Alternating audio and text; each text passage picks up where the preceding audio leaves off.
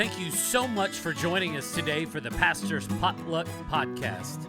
Here on the Pastor's Potluck, it's similar to a normal potluck where you might get something that you want and there may be something that you just want to pass up altogether. And that's okay. There's something here for everybody. Our goal here is to encourage you and maybe in the process entertain you. If you're ready, let's dig in. Welcome to another episode of the Pastor's Potluck Podcast. What's up, dude? You're like... I'm in doodle mode right now. You are in straight up doodle mode. Like the whole border of that thing's almost entirely black. Yeah, we are doing this on a Wednesday, which is Bible study morning. Yeah.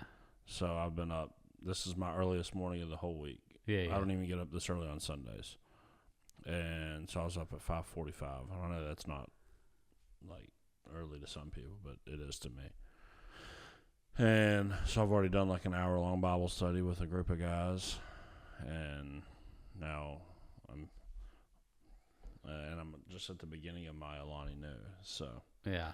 I'm still trying to wake up and get ready to talk about Old Testament prophet Habakkuk. Yeah.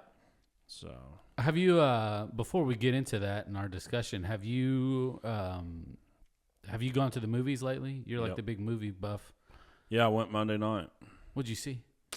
Bike Riders. It's not good. What? Yeah. Dang, dude. I wanted that to be so good. Yeah, I thought I was going to watch like a real manly movie. Yeah. Like, it's just, I don't know. I was thinking like something else. It really is just documentary style.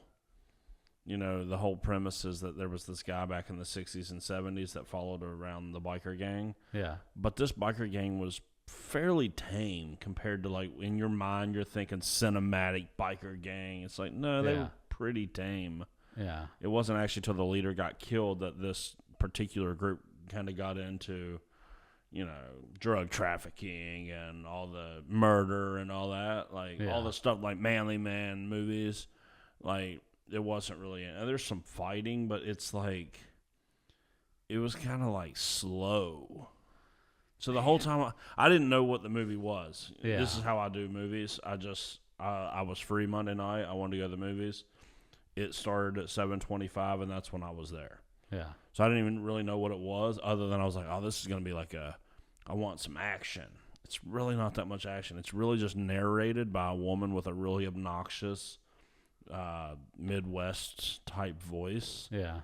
And I don't know. It may be like a cinematic, you know, like artsy fartsy type take on it, and maybe somebody would love that. Yeah, but you wanted something like Fast and the Furious. Yeah. I wanted to go like action. watch, you know, something with don't give me plot. I just want to watch stuff blow up. You know, just like show me some wild stuff. That's why I'm here. Yeah. And it was just like, it was, I don't know. It wasn't my thing. Yeah. That means I may like really enjoy it. You really might, but well, like, cause like, okay, so that movie that came out a couple months ago, Civil War. Yeah. I hated that movie. Yeah, I liked it. Exactly. And Will here at the church loved it, and Rotten Tomatoes loved it. I thought, really, we're just following around these journalists? Yeah. Like, if you were going to make a movie about the United States of America being portioned off into different, like, confederacies and post-Civil War, like, let's get some action. Yeah. Like, show me something. And it's just like, no. Yeah. It was so slow. Yeah, it was slow. I'll give you that. But it was more of a changing of the guard type movie of photographers, of like war photographers. I want stuff to blow up. Yeah. And I don't know. And I want plot other than just like we're just riding around, and then like when I'm sorry, spoiler alert, when the main lady just gets killed, you're like, what is this? This is so dumb. Like, can we just make normal action movies the way that they used to make action movies? Just don't think too much about it. There's a good guy and a bad guy, and they are going to fight it out with lots of explosions and like realistic fight scenes. I don't know, and just simple plot, but plot. Not just documentary style, like, oh, we're just following these bikers around, man. Yeah. Well, that's the problem cares? Too. With Who cares? With like movies like that you're describing, that's the problem, because whenever people see a fight happen in real life, there's not like explosions going off in the background. Like, yeah, it's lava surrounding them. Do you know the premise of the movie Bike Riders? Like, do you know the original story? I mean, I watched the trailer for it. Yeah, so like the main guy that starts it ends up getting killed at the end. Tom Hardy. Yeah, Tom Hardy's character. So, but it's, you know how biker gangs are. You're able to, again, spoiler alert. Sorry. If you don't want spoilers, this is not the podcast for you. All right, we'll see you later. You know folks. how you challenge. You know how you challenge like for leadership in biker gangs. Well, somebody challenges them, and it's the second time in the movie, and he always asks the same question. He's like, "Fist or knives?" Yeah, and the kid's like, "Knives" or whatever. Oh, and this kid is a disaster. Like, you see different clips of him throughout and he just shows up to this fight, and you're thinking, all right, this is finally where it's gonna it's gonna be good. Yeah. And maybe it's just because this is how the story actually went. The kid just shows up and shoots him in the chest, and it's over. But they don't fight. He just shoots him, and for some reason that means he's now in charge, and the movie's over. I'm like, you didn't even fight the guy. Like, you just shot him, so now you're in charge. I was like, that is the most anticlimactic. Like, and the guys that come with him are just like, we're with you now, I guess. You shot him. You win. It's like, what? You brought a gun to a knife fight. Of course you won. What are you talking about? It reminds me of like that opening scene, and remember that movie with Brad Pitt called Troy? And then they can't find him. Troy, but I know the movie. And there's like the first fight scene where the big tall guy comes out, and then he just like jumps up and stabs him, and then he's dead. And they're like, "All right, we surrender." Well, that was it. That's how it felt, because I was like, "All right, this feels like," because there's been like this little bit of tension between this young biker guy that wants to be part of the gang, and then this guy tells him no. And then he goes and joins up at a different chapter, and then now that he's part of it, he can come and challenge. There's been this little bit of tension building up, so you're like, okay, these two are going to beat the crap out of each other. Like, I'm here for that type of movie. Nope. Literally, they get to the parking lot, they walk to the middle of it, boom, shot. It's over. It's over. I'm like, and then the credits start rolling? You just started. No, they go through, well, this is where Stinky's at, and this is where this guy's at, and like all their different names, and it's like, that's it. I'm like, what? You've been building this whole, and I get it. It's a documentary about a true story, apparently. Yeah. So maybe that's really how that fight went. Yeah. But that's so lame. Like, you were making a movie, so you can actually do whatever you want. Yeah. You could have had him like fight it out for a while, and then he shoots him. Yeah. Like, you can do whatever you want. People, like, make up stories all the time that are based on a true story. Yeah. But just, they elaborate it because it's a movie. Yeah. Nobody wants to see the actual reality because it's probably boring. Yeah. Like, somebody's hiding in their basement from the cops for 17 days. Yeah, it's like, no, he just literally just walks up to the center of the parking lot, shoots him in the chest, and the whole movie is now just, well, that's what we were building towards. I was like, I was so. Well, let me ask you this: Does that style of movie frustrate you more than like a cliffhanger? Like, say, if you're watching like a television show, and then you've got to wait like 8 months for it to start up. That makes me really mad, because what makes me mad now is because the way that they are putting out Netflix television shows, is they are filming the whole season at once and then dropping them all at once. Yeah. Well, if you're going to do that for just 8 episodes, because that's what seems to be Netflix's type of season is 8 episodes. You can kill it in 2 days. Yeah. And then you got to wait over a year and a half, sometimes 2 years. Do 5 seasons of it and drop it all at once. Yeah. Don't make me wait. Like, that's what I got briefly into that show, what is it, Outer Banks or whatever, on Netflix. I don't know. I haven't had Netflix. I don't know. I watched the first season because everybody was talking about it. And then it took forever to come back on. And so I watched the second, and then the next one took forever. And by that point, I was like, I'm out. I can't even remember. Yeah. The same thing happened to me with Blacklist, though. You watched Blacklist with, what's that dude's name? James Spader? Spader, yes. Yeah. Blacklist is incredible. Yeah. But I don't have cable, so I've always had to watch it on streaming, which is always a year late. Yeah. So I've binged the 5 seasons that were available. Initially came out, and then it was every year. Well, that show is so complex. After I wait 8 or 9 months for the new season to release, I forgot everything. Yeah. From what happened, even though they give you a recap that first episode, I would forget about it. So I haven't even watched the last 2 seasons because I'm I can't keep up. There's so much going on. There's so many different characters, twists and turns. I might just go back and start from the beginning because that show is absolutely incredible. Yeah, it's a pretty good show. But yeah, they were taking so long to come out. I was like, so I don't, especially now. Yeah, it does not take very long to shoot TV shows. So I would rather you take a year and a half to shoot 5 seasons. Yeah. Throw it all out there at once. Well, it would help too if you're doing, because there's rumblings that they're redoing the Harry Potter stuff, and they're gonna put it all, they're gonna start from the beginning and all of this other stuff, and they kind of ran into that a little bit with whenever they filmed the old Harry Potters. Yeah, it was. Daniel Radcliffe, that dude started off whenever he was 7 years old, and by the time they finished up the series, he was close to 30.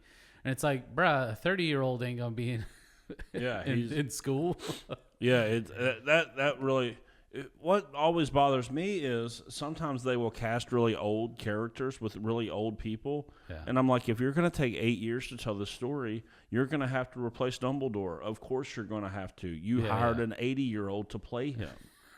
It's not going to last, bro. Yeah. So you start getting worried about characters like that, which actually happened in the original Harry Potter. Yeah. Dumbledore is one person for what? Just one movie. One movie. Yeah. And then he's Gandalf all of a sudden. With glasses. Yeah. You're like, what the heck? Why didn't y'all just choose someone a little? The whole thing with that. So with the Harry Potter thing, because I heard it's going to be more expansive. Yeah. And closer to the books. Yeah, I'm reading the first book and so they're going to have to shoot it fast. Yeah.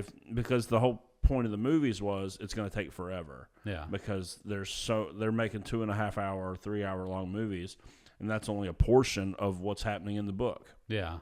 So if they're going to really cover the book, you're talking these are going to be forever long. Yeah. And that kid, if you start out, I think Harry Potter is supposed to be 11 when he starts at Hogwarts. Okay. If I'm not mistaken, it's 11-year-olds that start there. I'm just I think they have 7 years and they graduate when they're 18. Yeah.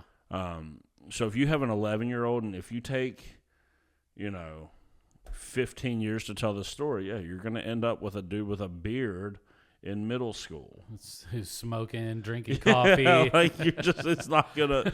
They need to do this stuff faster. Yeah, because that they can. These people are making millions of dollars. Just tough it out. Yeah, yeah, the amount of money that they make on just residual streaming stuff. Whenever people go back and watch it, as long as it's good enough, it's gonna have the replay value. I'll tell you right now, with Harry Potter. My family alone has probably paid for Daniel Radcliffe to have an extra house on residuals. We've watched it that much. Yeah. We can't stop watching it. Until recently, I finally had to put my foot down. I was like, I can't keep doing this. I've seen it too much. I've seen it way too many times. Yeah. But I can't get Megan to watch Lord of the Rings. I had it on the other day while I was doing laundry. She's like, this is the worst thing I've ever seen. What? It's so good. I know. She just won't have anything to do with it. I like The Hobbit better than The Lord of the Rings. Yeah. But still, so I'm like, you love Harry Potter. How could you not like Lord of the Rings? Yeah. It's the same type of stuff. Yeah, it's all fantasy. There's trolls and witches and wizards, and it's all the same stuff. How do you not like it? I don't know. She's not down with it. But yeah, I don't like getting to the end of a season, and it's like, oh, sorry, we just have nothing else for you for 12 months, and then I'm going to forget everything that happened. Oh, the worst is whenever they end the show and it's a cliffhanger. Oh yeah, And that's it. Like they did that with The Sopranos. Oh really? See, I never watched that show. So they get to all through like their 9, 12 seasons or whatever they had, and they get to the end, and you're like, oh, dude, like they're about to kill James Gandolfini, and like you can feel the tension building up, and then he just looks up, and then the screen goes black, and you're like, dude, what happened? Like, did the power go out while they were recording? There was something recently that did. I watched I think it was Suits actually, but they just released. Netflix took over and did another season of Suits. Yeah, I think it was Suits that they got to the end of that season 8, and it was just like there was no plan to renew it, and I was like, what? What is going on right now? You guys just created all kinds of drama at the end of this season. It's just gone. Yeah, it does happen a lot. Like there's been a lot of shows like that that they just end, and you're like, well, wait a second. I would like to know how this show ends. Like, that's one of the reasons why The Office is the greatest TV show ever made. Is even though people criticize season 8 and season 9 after Steve Carell left, which if you do, you're wrong. By the way, because season 8 with some of Will Ferrell and stuff is funny, but then I think Spader's in season 9, and people don't like that character at all. That character is hysterical. Yeah, I love James Spader in The Office, but they got to end that show on their own terms and tie up every single loose end in the show the way that it's supposed to be done. Yeah, like finish the story for me, please. Yeah. And that's why that's the greatest show. Yeah. Period. Whereas like Brooklyn Nine-Nine, same group of people responsible for it. Terrible. Oh my good grief, terrible. Because I loved that show. Yeah. And then they took a pause during COVID, and when they came back after COVID, it was a different show. Terrible. I won't even watch the new episodes. Yeah. And I love that show. Parks and Rec, fantastic ending. Every loose end gets tied up. Boom. They show people whenever they're older and what they're up to. Yeah. It's perfect. But then some of these new things that just don't get picked up for another season, they just leave you hanging. You're like, what happened? Yeah. What happened? I can't stand that. Yeah. At all. I don't like waiting on something new. Yeah, well, and that's kind of like the similar situation that we found ourselves in, because we got to this point to where Habakkuk's having this conversation with God, and then and we're waiting for God's response and everything, and then we take a week off. So hopefully if you've been following along, you're like, hey guys, let's wrap this up. And that's what we're going to do today. Yeah, so we left you with all of that was to say. We left you with a cliffhanger. Last week we were not able to film because Megan's grandmother passed away. Yeah. And I was doing the funeral, and so we just hit the pause button. Because our intention is when we're doing these book studies is to keep all this content together. So the way you don't have to wait weeks and weeks to hear the next installment of it. So, yeah, we're jumping into Habakkuk 2 today. Habakkuk 2. So that's where we're kind of left off with. We see Habakkuk is kind of like wondering and waiting and like, what's next, God? Yeah, he asks essentially at the end of chapter 1. He goes, okay, so your plan is to use Babylon to punish Israel for their unfaithfulness. Does that mean Babylon's your new people? Like, are they now going to be God's people? Are they going to get away with this? Is really what he asks. Like, is Babylon going to get away with being evil? That like everyone knows Babylon is evil, and now for some reason God is using this evil nation to punish Israel. And so Habakkuk goes, okay, that's fine, God. That's your prerogative. That's how you want to do things. But are they going to get away with their evilness as well? Yeah. That's what he wants. And then that's where we stopped. Is like you're just hanging there to go, well, yeah, I'd like to know that too. Because right now, people in our world, we look around and we go, are these evil people really going to get away with it? Mm-hmm. Like, is there, like, as we look out and we see horrible people that are prospering in different ways, and we go, are they going to get away with that?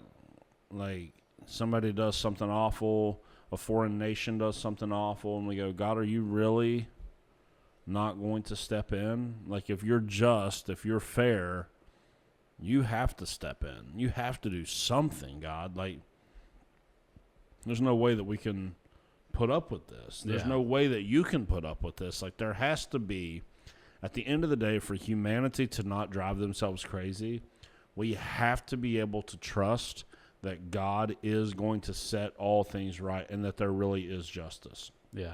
Because this is what bothers me so much about the current moral and ethical landscape that we're living in postmodern Western world, where everything gets challenged. So the thing that's under attack more than anything is truth. Mm-hmm. And when there's no truth, then everything becomes subjective. And yet then we live in a culture and a society that always clamors for justice. Yeah. And I go, well, you do understand that justice has to stand on something, and justice that you want stands on the very thing that you're trying to undermine. Yeah. And so it's very funny, maybe not funny, but more sad to me that we live in a world that looks at childhood hunger, human trafficking, cancer, whatever it might be, and go, no, this is not right. Things are not supposed to be like that. We live in a world that literally gives value propositions to everything while claiming that there is no such thing as value propositions. Yeah. It's madness. It's absolute madness, because the only way to truly live out that sort of moral structure of relativism and subjectivity, you have to sound like an absolute crazy person. Here's what I mean, is if you're going to be consistent with relativism and subjectivism, then when somebody does something horrible in the world, you have to go, there's nothing wrong with that, because there's nothing wrong, period. Because there's nothing right, period. If you're not willing to live consistently like that, and you want to clamor for justice, Babylon can't get away with this. Russia can't get away with this. Fill in the blank can't get away with this. This evil corporation can't get away with this. This nation can't get away with this. You fill in the blank with whoever it is that you think is doing wrong in the world, and all of a sudden you are now a proponent of justice.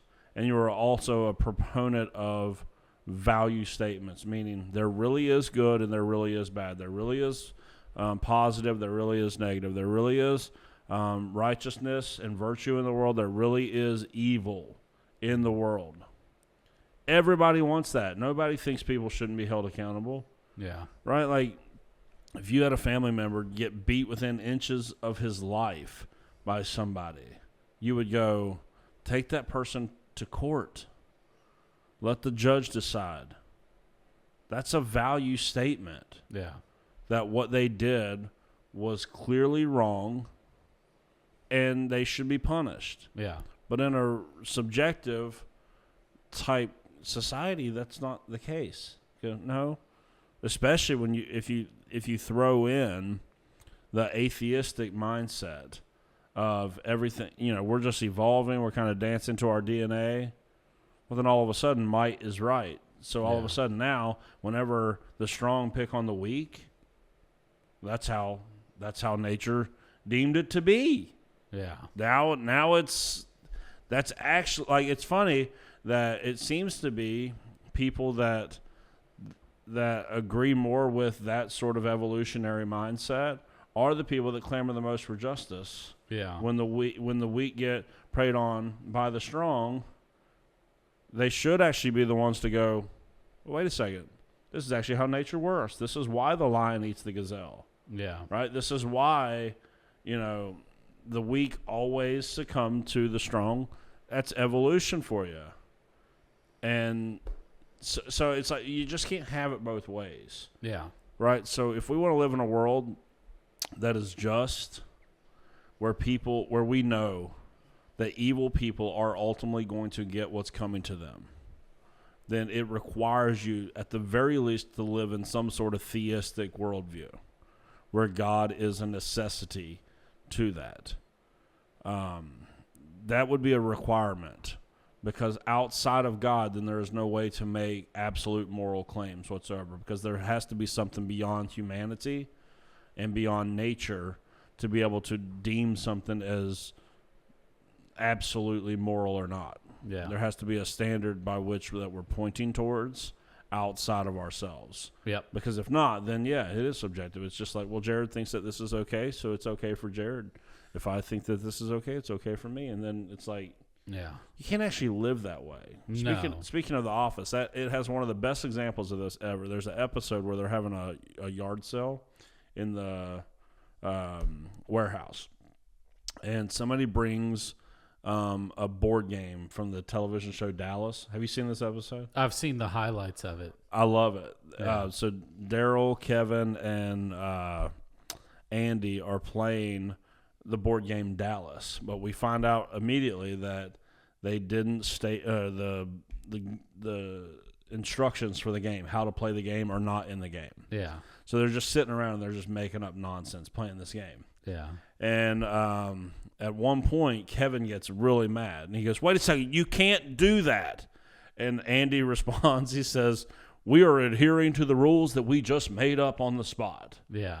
That's what we're doing. Everybody's just making it up as we go. Yeah. That's how they're playing the board game. And so what happens? Eventually, Kevin gets mad, and he flips the board over. He goes, "You know what? I quit," because it's not a tenable way to play a game to not agree on what the rules are. Yeah. This is what's wrong with the world today.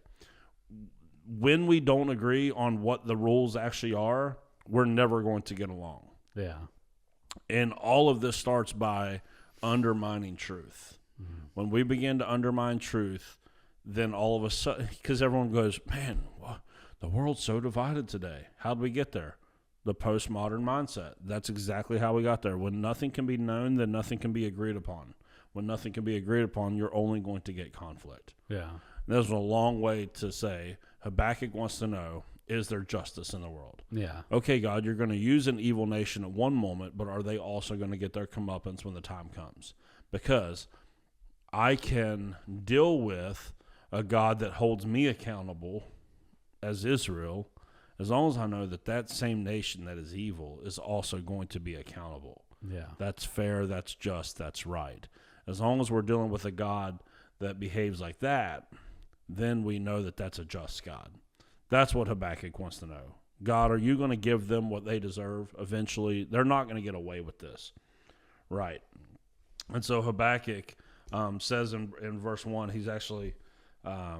he's in that waiting period. Like, there was the cliffhanger, God, are you going to let them get away with this forever? Will they succeed forever in their heartless conquest? That's 1:17. And then chapter 2 starts. It says, "I will climb up to my watchtower and stand at my guard post. There I will wait to see what the Lord says and how he will answer my complaint." So he lodges this complaint against God, and he goes, "You know what? I'm going to go and sit and wait for God to respond." Does it mention how long he waits? I don't think it does. Yeah. I don't think it does. But what we talked about in chapter 1 of Habakkuk was the importance of prayer. Yeah. And how when we're praying, like, it's great to make our requests to God, let God know our frustrations or the things that we want to be different. But prayer is also not a one-way street. Like, prayer is not just you talking. I think this is where a lot of us we go off the rails with prayer, is that we think it's only us talking. And it's like it's real easy to get into the mindset of, I've got to make this thing like elaborate and sound like it's fantastic and great, mm-hmm. and I've got to say all the right words, and I've got to put all the pomp and circumstance and praying, and like, maybe the things that you're praying about is great, but it is the intent behind it. Yeah. If we think prayer is communication with God, then we should understand that communication is always two ways. Yes. Nobody would think that there was communication taking place if I was just telling Megan something and she never responded. That's not communication whatsoever. That's dictation. Yeah. Hey, listen to this. Write this down and do as I say. Yeah. which is funny because that puts us in the role of dictating to God, which is a pretty funny notion. That here I am in my frail, weak humanity, and I'm dictating to God how things ought to be. Yeah. No, prayer is a conversation. So I may be making my request known to God, but then I have to open up space somewhere in my life for God to respond. Yeah. That's what Habakkuk is doing here. He's going, listen, I'm going to sit here and wait now. I've told you what I have to say, God. And now comes the second part of prayer. I will sit here and wait on you to answer my question. And my guess is that there's people that pray and they go, God's not answering my prayers. God's not saying anything.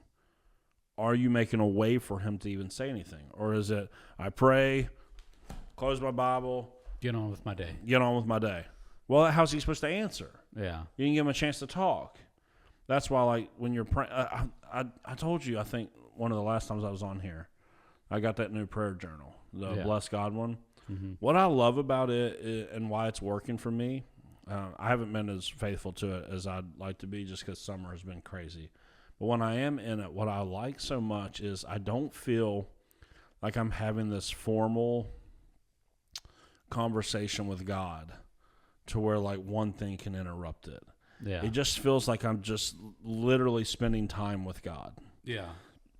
So, like, the top of it, I'm, like, writing out prayers of thankfulness in the things I'm thankful for box. What's it called? The Bless God journal. I get a prayer journal. It's by Ruslan KD. He's a YouTuber. But there's a portion of it then that is memory verse.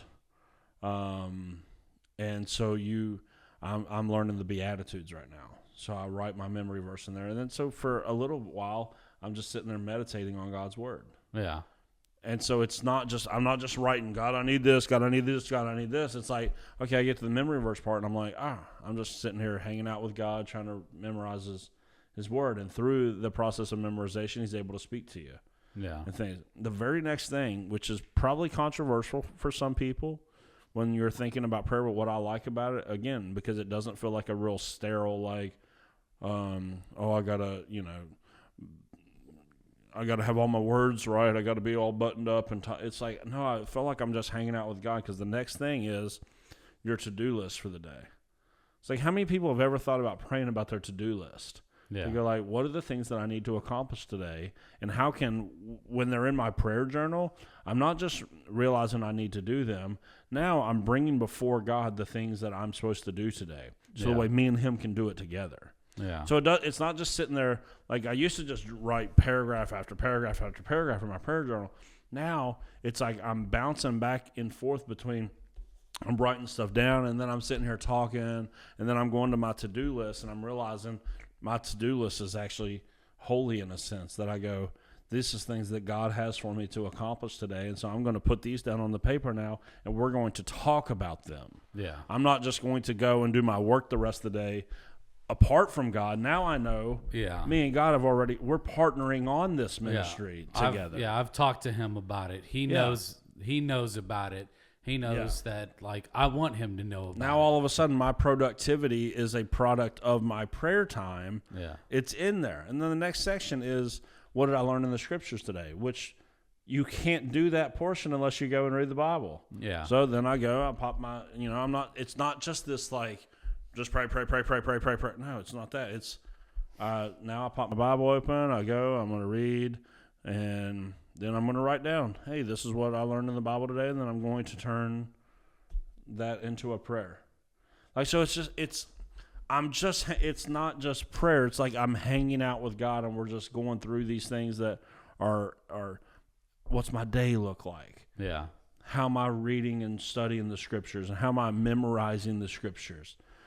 Like, it's not just, it's working for me in a way that I just go, yeah, I used to think what I needed to come in, I needed to read a chapter of scripture, and I need to sit there and just journal. And if something messed up my flow of that, I would feel like, oh, man. And now it's like, no, I'm pulling up my to-do list. I'm going, okay, God, let's look at my day together. Like, yeah. I don't know. It's just so, but it makes way for two-way conversation. Like, I could show you some of the Bible time that I have, and it goes, what are you seeing in the scriptures? And like when I'm doing that, I'm going, this is God's ability now to speak back to me. Yeah.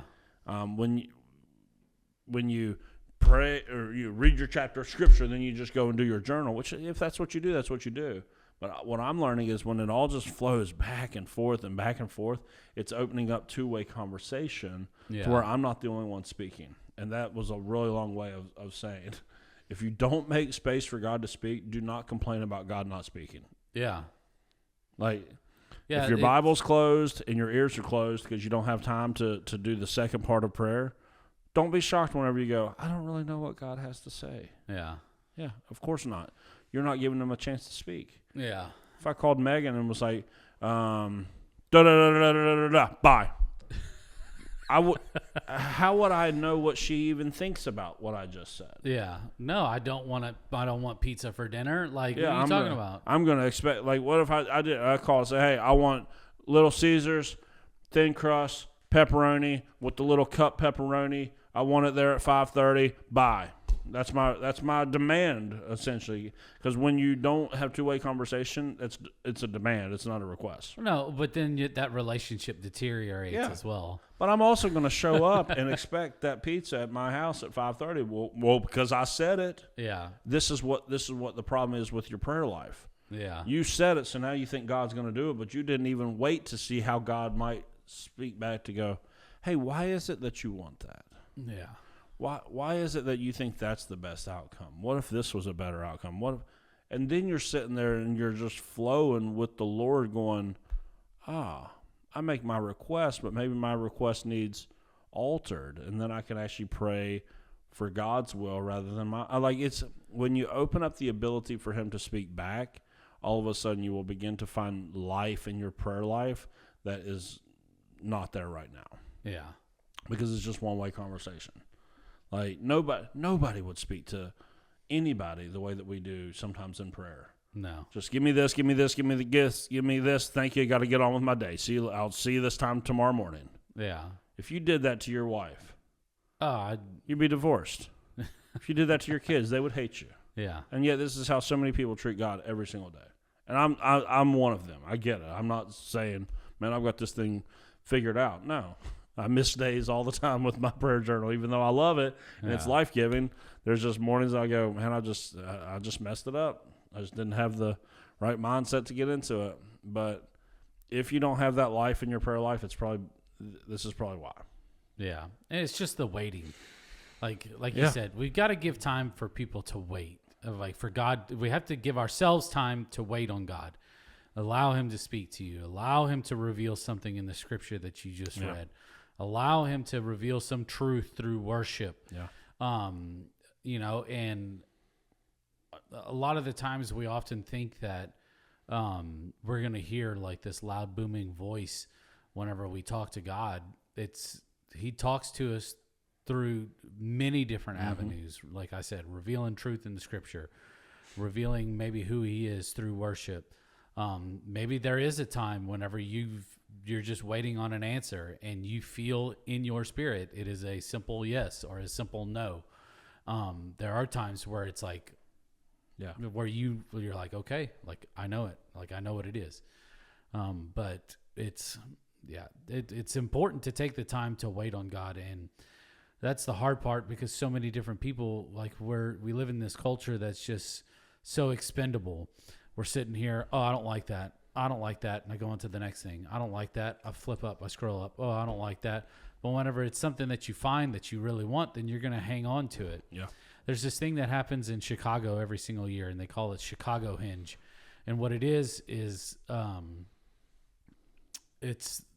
in between all the different buildings that are downtown Chicago, the sun sets perfectly in between like these buildings, and you could see the street like going over like the little hills and stuff for miles, and you see all the buildings, and people know that something amazing and something incredible's coming, and so they sit out there for hours, 8, 9, 10 hours, just trying to get the perfect spot. They set up their cameras, and then they just sit there and wait all day for this perfect moment to happen. And so if you realize and you understand that something incredible is going to happen, then you don't mind waiting. It's the unknown whenever you're having these conversations with God, and then the possibility of him telling you something that you don't want to hear, that we're not going to sit around and wait for God. Yeah. But the crazy thing is that whenever this perfect shot happens, what is the first thing that those photographers and everybody that's with their cell phones and they do? They get on social media. They post it right away. Oh, look at this incredible thing. We stood out there and we waited, and this is amazing. And, you know, they take their pictures home for their digital cameras, and then they run it through a program to bring out the best colors and all the shading and just make it just a professional looking image. And then they share that thing with the world. Like, are we sitting around waiting for God to give us something that good and being excited about sharing that with other people? Yeah. No, we don't do that at all. Like, I'm guilty of it. I'm not going to put words in anybody else's mouth, but I'm pretty sure that there's a lot of people that are guilty of just not, that our patience whenever it comes to God, it just seems like it just wears so thin. Like we'll wait in line for an hour if it's like the world's best buffet. We'll wait in line for, you know, a couple of hours, like what it used to happen like back in the day. There used to be like midnight releases of video games, and people would wait outside like GameStop or Walmart or Target, you know, after they closed until midnight came around to where these video games were coming out so we can just enjoy it. Like, we're not sitting around waiting on God. Yeah. Like, we don't do anything like that. We are too selfish. Like, we're not waiting around, and then if we do, we sure as heck aren't sharing it with other people. We're so quick to post, oh man, you know, like, I can't wait tomorrow, you know, like we were talking about this earlier. Like, I said, man, I can't wait for the rest of this album to drop, because it, you know, we got like 16 more days for this album to come out, and it's a Christian artist, and like, you know, I'm anticipating for this thing to come out. I don't treat God like that. Yeah. If I'm wanting something from him, I'm like, God, I need it instantaneously. God, you've got to give me this. And then whenever I don't get what I'm expecting God to give me, I'm done. Yep. I get up, I start going about my day, I get back into the routine and everything else like that. But we have got to be able to get to a point to where we take time to wait on God. Yeah. It's hard. It's hard. Everybody's so busy that they barely have time to talk to God. Yeah. So they definitely very rarely have time to listen to God. Oh yeah. And that's why you have to open up that space. Yeah. You just have to. It's not easy, but how many good things come to people that wait? You know? Like, people that wait, like, I remember, this was in high school. I cannot remember what the circumstance was, but I ended up going to a school dance with a girl that I was not originally planning to go with. I don't know exactly what happened, but it was like a last minute thing. Yeah. And we were not on the same page with how this day was going to go because she had some sort of event that day. Yeah. I had no clue about whatsoever. So when I showed up at her house to pick her up, I don't think she was even home yet. She was either not home or had just gotten home. Yeah. And I don't know her family like that. Me and her were like kind of friends at school, but like I don't know her family like that. So I'm like just sitting in the living room waiting. Yeah. Forever. Waiting and waiting and waiting and waiting and waiting. Yeah. And every guy's had to do this before. Your wife's, you know, putting a little extra effort in for date night, so she's upstairs getting ready for an hour. Yeah. You know, you put on a dress shirt that was in the closet for months and you're ready in 5 minutes, but she's up there for an hour. And I remember waiting and waiting and waiting, and like, you know, you get that moment where they walk down the stairs and you go, that's what we was waiting on. She got her hair did, she got her makeup done, she got the dress on. Like, that's what we was waiting on. Yeah. Right? And so good stuff happens when we wait, but we don't like to wait. And it's very hard. And so we need to be better at waiting for God to answer our prayers. Yeah. It doesn't mean we sit around and don't do anything. Yeah. You know, we talked about this in a sermon a couple weeks ago. It's always the sovereignty of God and human responsibility working together. Yeah. So, like, don't just sit around and be lazy. Yeah. That's not what we're saying. But, like, give God room to talk back. Yeah. Get your answer and then get your marching orders. So that's probably a good place to. Yeah. Yeah, we made it through one verse. Yeah. This Habakkuk series is going to be 72 weeks long.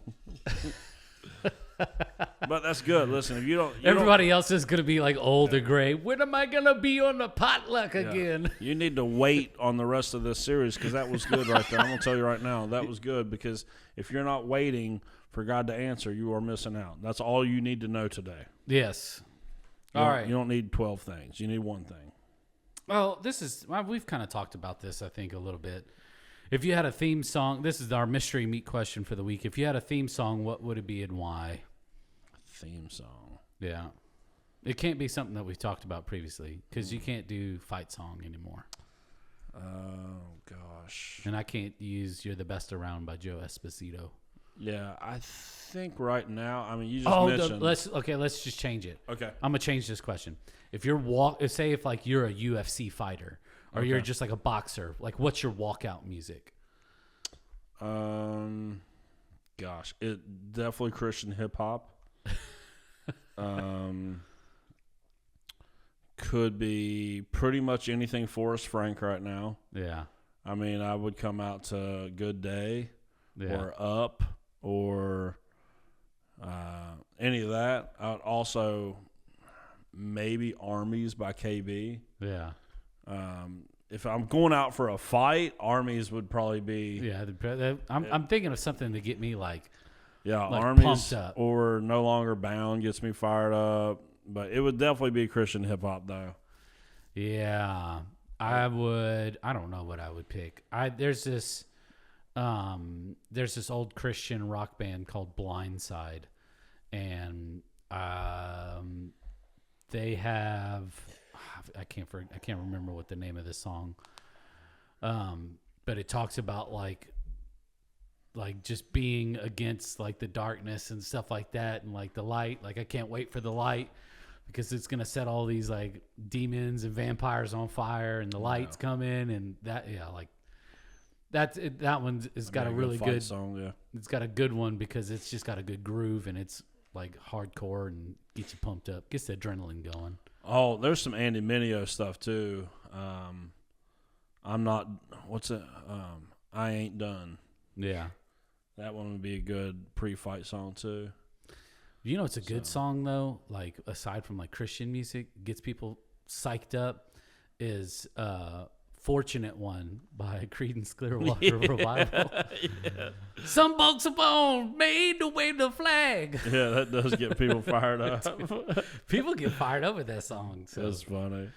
All righty. Well, y'all have a good weekend. We're going to continue our conversation next week with verse 2. We're going to make it do one more verse next week. Y'all have a good weekend. Thank you so much for listening in with us today. We really appreciate it. If you haven't done so already, go ahead and hit that subscribe button. You can also follow us on social media, on Facebook, Instagram. You can also watch the video version of this on YouTube as well. All you have to do is search up the Pastor's Potluck Podcast. From all of us here, we want to say thank you, and we'll see you next week.